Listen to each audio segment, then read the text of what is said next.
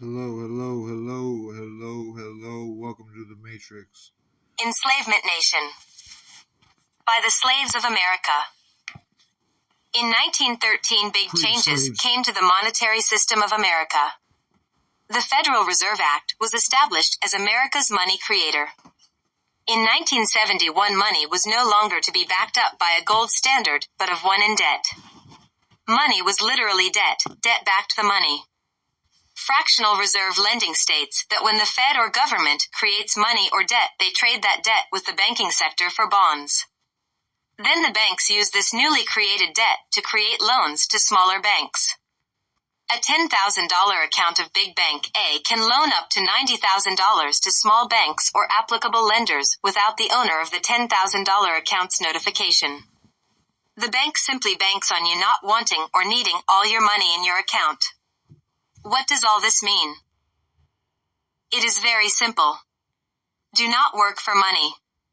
Create it by using debt to leverage positive cash flow passively. Time is more important to your life than money. Time is the god of heath and humanity. Instead of punching in for 8 hours, why not create something you love doing all day long? I used to think that money was just for greedy people. Now I realize it's for deserving people only looking out for their families for the most part. John D. Rockefeller said, getting his money was a gift from God. If you want to be rich, study the rich. God is the creator of all things. If man created money, then God created opulence and extreme wealth. On the cash flow quadrant, there are 4 squares that include an employee, a self-paid employee, an investor, and a big business. Which are you, in a world of capitalism, which is best? I'll give you a little hint from Robert T. Kiyosaki when he said all 4. There are buyers and sellers, winners and losers, the haves and the haves, and people who know how to play the game and those who don't.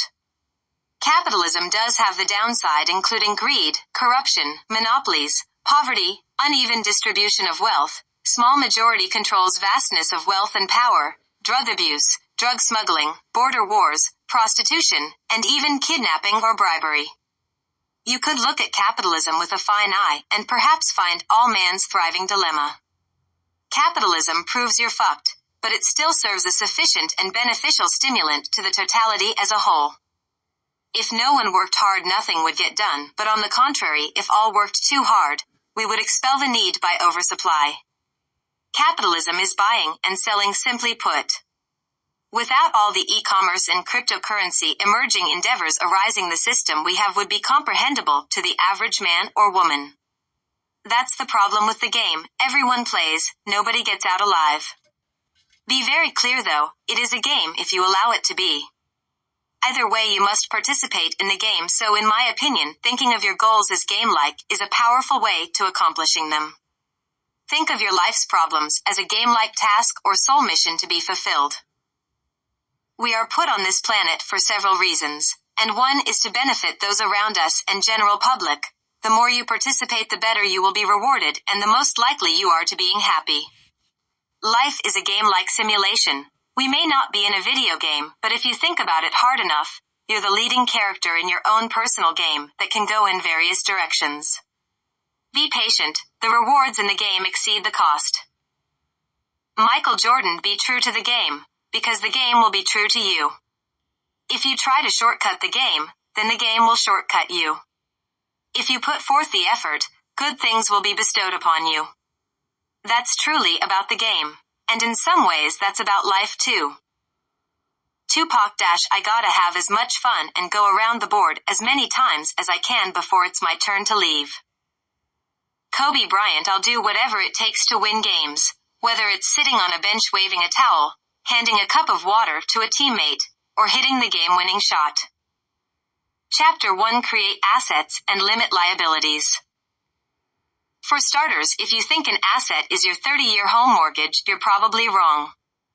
If you're a landlord, I stand corrected, but for the average homeowner who believes a home they live in is an asset, let me tell you why it's not. It doesn't generate you money every month, most likely. Now I'm not calling anyone a fool, but a simple misinterpreted situation has arose.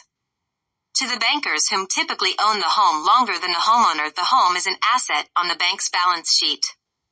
But if you simply have a mortgage, you have a liability because of upkeep and insurance. The home costs money regularly. So if the banker tells you that yes, your home is an asset, they will agree because it is their asset, not yours, but you knew that, right? The only way a home is an asset to the homeowner or temporary tenant basically is when it generates positive cash flow. Cash flow is your assets minus your liabilities.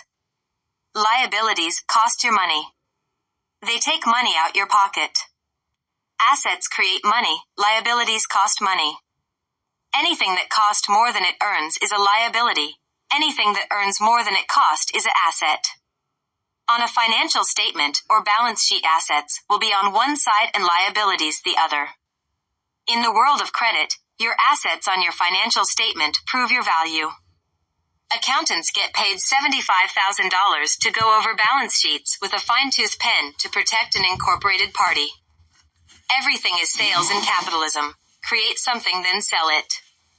Create is a subjective word. A better is obtain. You must attain something to have it. You don't necessarily have to create it. An accountant is tier 3 of the hierarchy of a sustainable capitalistic team in the modern age. Tier 1 is your most valued asset to you. Your spouse and children. Tier 2 consists of your board. I recommend a board of 12 council members. Tier 3 also consists of your lawyer, doctor, accountant, and tax consulting team. Tier 4 is the rest of the people you might encounter on daily tasks aside from the general public, such as a nutritionist, your cardiologist, your ophthalmologist, your hairdresser or barber, butcher, or even barista. Tier 5 is the general public and people who are not directly related to your life. You need to build assets and develop a cash flow. You need to build assets and develop a cash flow. Yes, I said that twice. It should be said 1,000 times, but I figure you may get bored reading it, so I'll go ahead and underline it for extra effectiveness. Like I said, your home isn't an asset. It costs upkeep regularly. If it was a rental property, it would be more so an asset you could claim. Usually the bankers have the asset when a person has a mortgage. My dad used to say when I was a kid that the goal was to die with the most toys. I think he was incorrect. To be honest, the person with the most debt utilized into cash flow is the best, and therefore that person will automatically have the most toys because that person can afford the most. I found out early in life that keeping up with the Jones keeps people poor. It was the same for me. I would see everyone with the newest gadgets and feel like I needed them to the point where I would sometimes get the new gadgets even when I couldn't really afford it. Everyone is so used to putting things on the credit card and pay it later. Later comes someday. Having a credit card balance robs you blind. A credit card is not an asset, it is a liability. There is a board game called Cash Flow created by Robert Kiyosaki. In the game, each person is given a random career with a defined monthly income. As you play the game, life happens to you and children are born and more expenses pile up. When I first played the game, I was confused and thought it wasn't for me, but then I was stuck playing the game on a bus ride across the city one day and fell in love with the game. It saved me countless dollars. I am ever so thankful. When I finally got the hang of the game, I realized that for me it was best to build up my cash flow by choosing rental properties that had income exceeding the cost of the place. If that was the case and I had enough cash on hand for the down payment, I would always make a purchase. Once my cash flow from the properties was above $50,000 per month, then I was advanced to the second portion of the game. Little did I know there was a second part until then. The second portion of the game is for large deals for the experienced player. This game teaches you something very essential in a capitalistic economy like ours, and that is how to make good deals. What to look for in a rental, when to say no, and how to scale into bigger paydays. The final thing I realized about the game is that real wealth seems to build at almost a near invisible margin, then over time compounds into something massive. Would you rather have a penny a day doubled for 31 days, or would you rather have $1 million today? If you said the $1 million, congratulations, you lost several $1 million. What you may have failed to realize is day 29 and 30, 31 were serious gains. That is how real estate is. That is how life is. When one is due their time, glory is to come thy dwelling. Get invested into real estate if you want to have money, plain and simple. If you have no real estate, there is a reason that you earn what you do. Build properties one at a time. Incorporate or form an LLC to protect your assets. Use your credit to get the money from the banks. They use you to get money from you. This is only fair. When you buy more houses, the bankers become almost like friends and will throw money at any investment you bring to the table. Capitalism is just our version of life like Monopoly, except no one can own the board or the bank, or can they? Businesses are also a worthy asset to have on the right side of the balance sheet. If you learn how to manage and grow businesses early on in life, the elder years will be a piece of cake. No one is telling you not to work your normal job either. Let warn the unaware ear. Real estate, businesses, or any other asset that is growing you money should a secondary thing until you can make it a permanent thing, if you want that. Grow and or build assets. Realize assets provide income, liabilities cost money. Next time your friend says that their home is an asset, you don't have to ruin their day, but you can realize that it is usually the asset of the banker, not the homeowner. Now with growing assets, risk is proportional to reward. The greater the risk in real estate or a business, typically the greater reward. I'm not saying take a huge risk, because it may have a huge reward. Be wise and do your homework. Understand what you must do better than anyone else.